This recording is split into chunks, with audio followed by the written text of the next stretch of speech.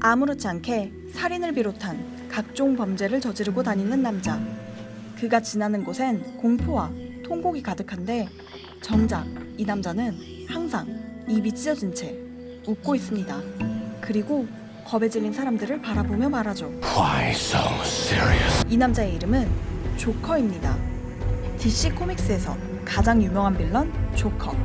그 명성에 걸맞게 2019년 개봉한 솔로 무비는 DC, 마블을 통틀어 코믹스 영화 역사상 최초로 세계 3대 영화제인 베니스 국제영화상 최고상인 황금 사자상을 수상하며 또 한 번 세상에 화두를 던졌습니다. 이 독보적인 캐릭터 조커를 당연히 DC 코믹스가 낳은 독창적인 캐릭터로 생각하시는데 사실 이 조커의 외형의 모티브가 된 또 다른 존재가 있고 그 존재의 이야기는 실화를 바탕으로 태어났다면 굉장히 흥미롭지 않으신가요?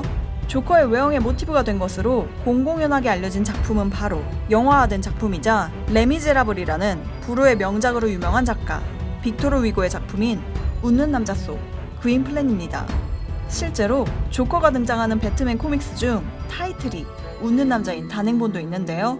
빅토르 위고의 소설 웃는 남자는 1920년대 영화화되었는데 조커의 모티브가 된 캐릭터 그윈플랜을 맡은 독일 배우 콘라드 파이트의 모습을 보면 절로 이것이 조커의 모티브구나 하는 소리가 나옵니다. 그렇다면 입이 찢어진 외형을 가진 조커의 모티브인 그윈플랜은 웃는 남자 속 어떤 캐릭터일까요?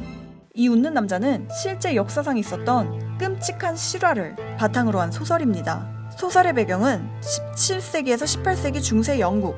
이때 영국에는 콤프라치코스라는 어린이 납치 매매를 하는 범죄 집단이 활동합니다. 콤프라치코스의 뜻은 스페인어로 아이 상인인데요. 갑자기 많은 아이들이 납치되어 사라졌는데 당시 실종이 사실 큰 문제는 아니었습니다.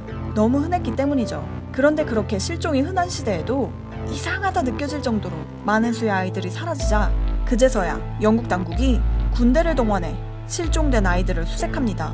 그렇다면 납치한 아이들을 콤프라치코스는 왜 납치했고 어떻게 했을까요? 이를 알기 위해선 당시 영국의 귀족들 사이에 유행한 그야말로 기괴한 취미와 경쟁을 알아야 합니다. 당시 영국 귀족들은 서커스에 나올 법한 키가 작거나 못생기고 어디가 기형적으로 다른 사람들을 괴상하다고 하면서도 장식품 마냥 데리고 다니며 몸종을 시켰습니다. 이들을 많이 데리고 다닐수록 부의 상징으로 여겨졌는데요. 그런데 사실 이렇게 어딘가 다른 사람들로 경쟁이 붙었는데 이들을 찾기가 그렇게 쉽지는 않았죠. 그때 콤프라치코스 조직은 생각을 떠올립니다. 기형적으로 생긴 사람들은 사실 별로 없죠. 그럼 만들면 어떨까요? 멀쩡한 아이들을 납치해다 강제적으로 인위적인 변화를 주어 기형적으로 만들고 귀족들에게 팔면 되겠네 하고 생각한 겁니다.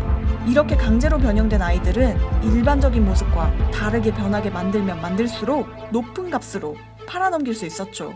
이 아이들은 멀쩡하게 잘 살아가다 납치당해 강제적으로 기형적인 몸을 갖게 되었고 귀족들에게 팔려 몸종으로 살아갑니다.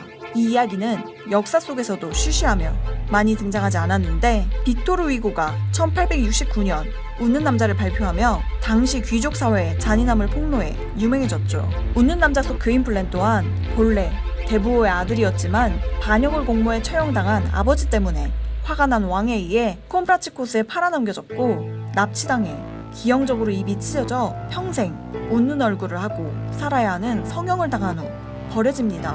말 그대로 평생을 웃을 수밖에 없는 웃는 남자가 된 것이죠. 타인에 의해 입이 찢어졌다는 부분도 조커와 비슷하다고 볼 수 있겠네요. 그윈플랜의 인생에는 데아라는 운명의 여인, 그를 거두어 키워준 우루스스라는 의인이 있었고 캐릭터성은 많이 다르지만 조커의 모티브가 된 캐릭터의 실화가 믿기 어려운 귀족, 즉 인간의 잔인함을 대표하고 있다는 것도 참 흥미로운 부분으로 다가옵니다.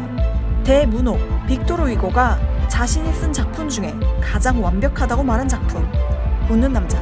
그리고 이 웃는 남자를 모티브로 탄생한 괴물 조커. 영화 조커의 충격과 여운이 나온 분들이라면 그의 모티브가 된 웃는 남자를 살펴보시는 건 어떨까요? 지금까지 세상의 모든 이야기를 알려드리는 스토리시즈였습니다. 다음 편에서 만나요.